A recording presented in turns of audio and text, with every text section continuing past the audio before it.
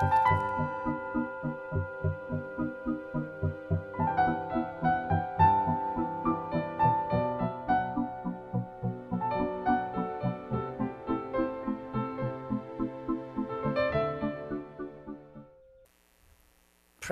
meditation.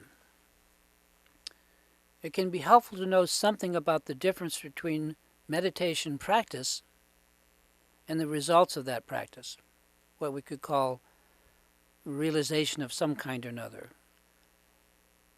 Many times when a building is being put up, when it's being built, it requires scaffolding to complete it. And when the building is complete, the scaffolding on the outside is removed. So meditation is a little like this. For instance, if we play music, if we learn to play music, we practice playing scales and other complex finger and musical exercises. Yet the scales and the finger exercises are not considered the final music. We don't even call it music. Meditation is a lot like this. As kids, we learn to draw the alphabet, but we don't write out the alphabet often later on once we've learned it. Meditation is like this too. In almost every area of life learning at any rate, some practice is involved, but the actual form of the practice is not usually equivalent to the final result. It's just practice. Meditation is exactly like this. In fact, many call their meditation period each day their practice, as in, quote, I just did my practice. So please take that word practice to heart. Learning meditation involves practice, but the practice itself is not the result of meditation any more than playing scales on a guitar is the result of the final music we play. It is rather just vice versa. The music is the result of, or it's enhanced by the practice. Some form of awareness is the desired result of our shamatha meditation practice. So, my point is to not fixate on your practice of meditation as if that were the result of the meditation, and don't expect the form of the practice to also be the form of the result of that practice any more than the rubbing of two sticks together is the fire that we are trying to achieve, or that we seek. The fire results from rubbing the two sticks together, but the fire is not itself the process. It's the result of the process. Shamatha, or awareness meditation practice, is not the same as the eventual awareness that results from shamatha meditation. Let me repeat that. Shamatha, the practice of awareness, learning the meditation practice, it's not the same as the eventual awareness itself that will result after we have practiced and learned to actually meditate. When we first learn to meditate, we don't yet know, and we cannot possibly have a correct idea of what that awareness is without actually having the awareness itself. So it's really easy to fall into the habit of expecting awareness to somehow be just like our practice. Maybe better, only better. Meditation practice is just that. I'm repeating, practice. And it's not the awareness itself that eventually comes from practicing. Think about that. Shamatha practice is like the scaffolding on the building. It's something that will help shape our realization, but that ultimately will be removed. Eventually we won't need it, at least as we know it now. Now, this is not to be interpreted as we don't need to practice. Without learning how to practice, we will get nowhere at all. Of course we need to practice, but practice, if it's too forced and becomes too rigid, is counterproductive. We need to leave some room for our awareness to grow. We need to leave the door open for what we do not yet know And most of all, we need to know that we don't know what awareness is because we've not experienced it yet, or realization or enlightenment. So think about it. By definition, we have no idea. Otherwise, we would already be aware to that degree. This is a huge conundrum that each of us has to find our way around or through. We each know something about what practice is, but we do not yet know what the result of that practice is. So at the very least, we need to know and accept that we don't know. And we need to know also something about what it is we do not know. And in that way, we leave the door open for spontaneity and freshness. At least there's a question mark in our mind. We don't want to paint ourselves into a corner with our practice by assuming we know what the outcome of our practice is supposed to be, because we don't. If we view our practice as just that, practice, but not the real thing, it helps us to keep in mind that our practice is not just going to turn into awareness all by itself one day. Practice is not awareness. It's just practice so that we can become more aware. Like the workmen take down the scaffolding when a building is completed. A day will come when each of us will realize the difference between our practice and what we're practicing to achieve, the result of that practice, which is some form of enlightenment or awareness or realization or recognition. Practice and awareness are certainly related, but not identical.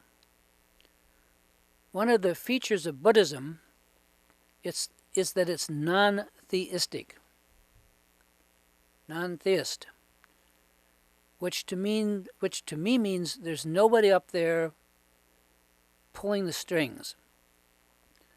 I have read and I've been taught that even if the Buddha were here in the same room with us now, he could not simply walk over to us and enlighten us by, for instance, simply touching our forehead. If he could, Buddha and his followers would have enlightened everyone centuries ago because they actually care for our welfare. It would have gone viral. In fact, the entire Dharma is about Buddha pointing out to us how to do what he did, which what he did was to enlighten himself. But we each have to do the same. We have to enlighten ourselves. No one will ever come along and save us. No one will ever come along to do it for us, no matter how long we wait. Our teachers, even the greatest teachers, like the Buddha himself, can point out the way, but we each have to walk the path ourselves. That's the whole idea. And this especially relates to our meditation practice. If we're practicing because we've been told to practice, if we feel obligated to practice or think we should practice, but are not all that personally motivated to practice, well, nothing much is going to happen. We also have to practice having proper motivation. We know when we're motivated.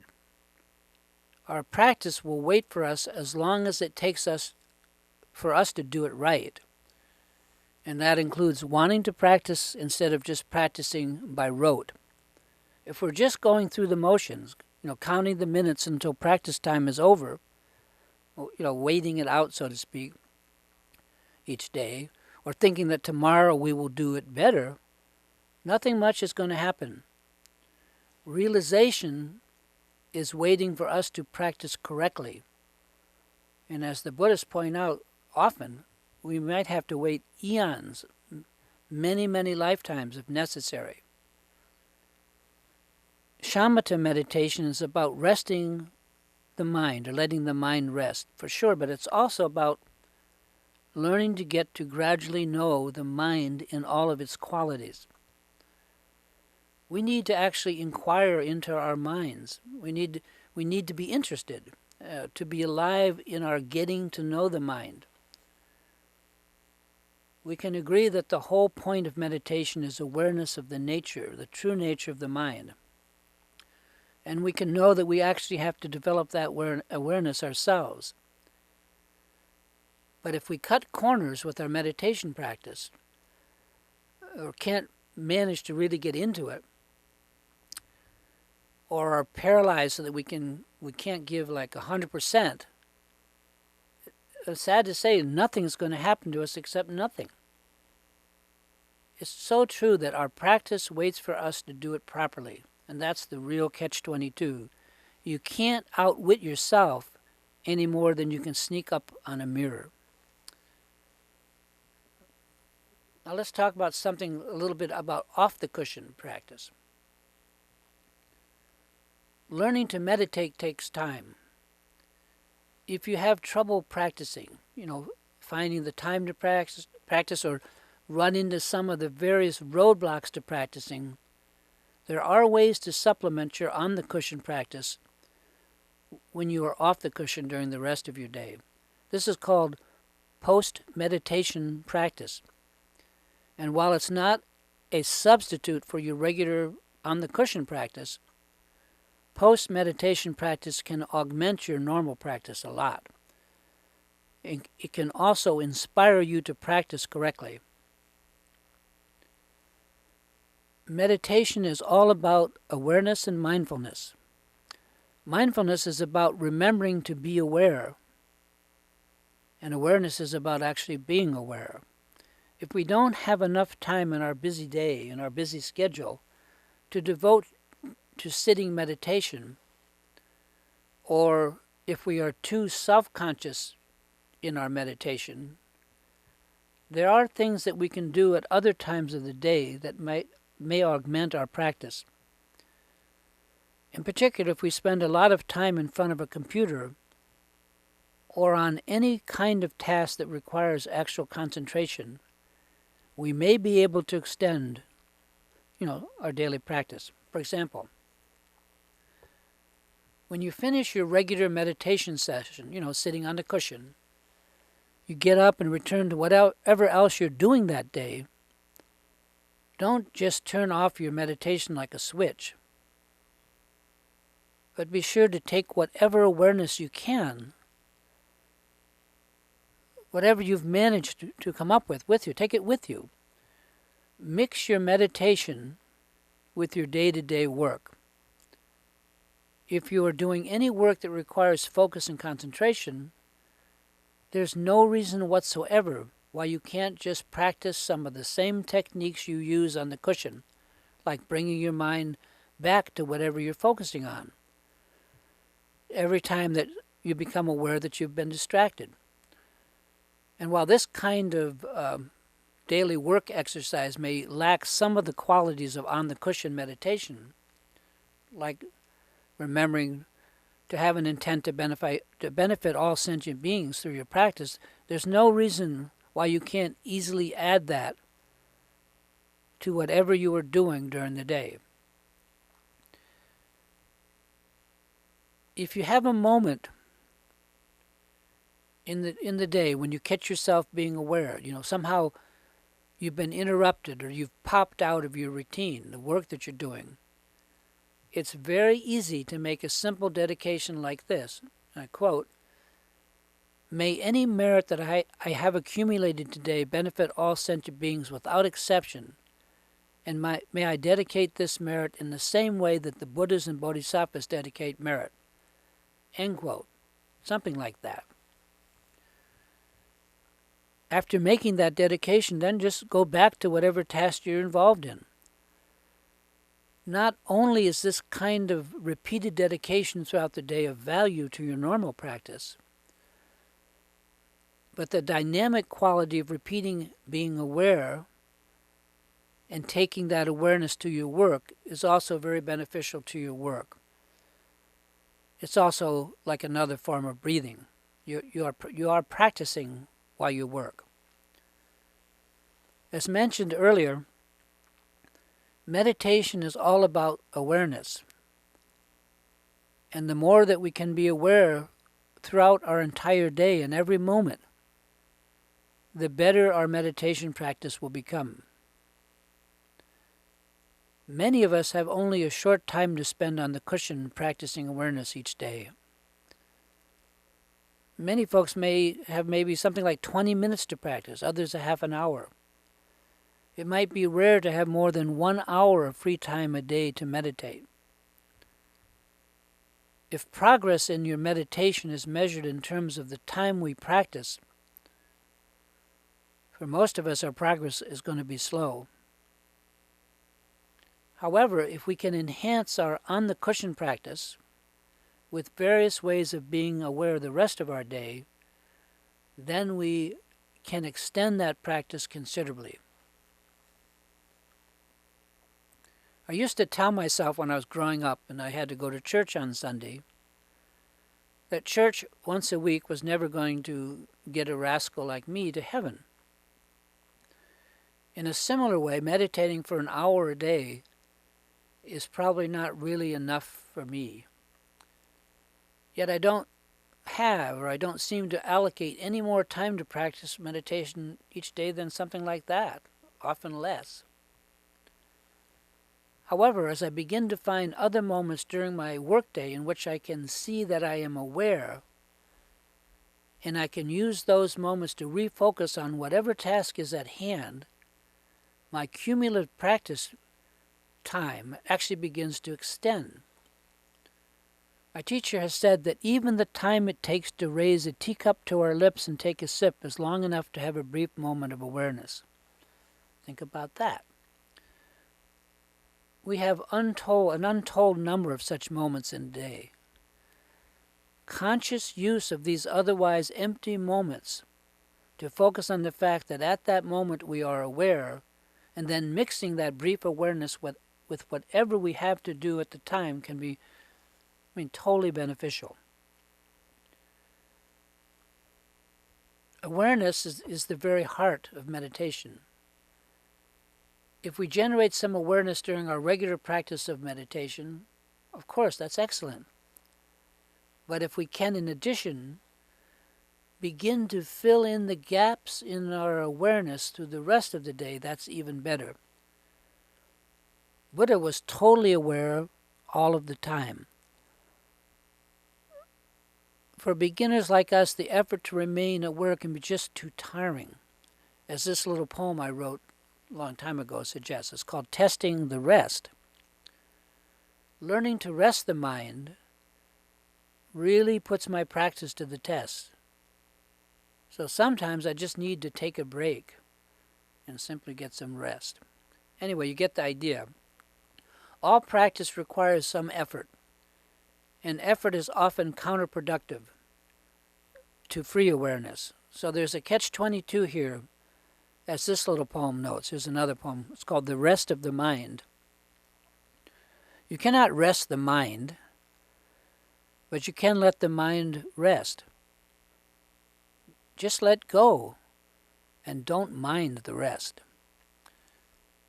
I've found it important to extend my meditation practice off the cushion and throughout the rest of my day. By doing this, I've gone a long way toward compensating for my tendency to cut short my regular meditation periods or to find some quote-unquote good excuse not to practice at all that day, whatever. I'm a genius at rationalization. There's always a little bit of war going on inside of me when it comes to anything that I have to do, even if I'm the one that said I have to do it.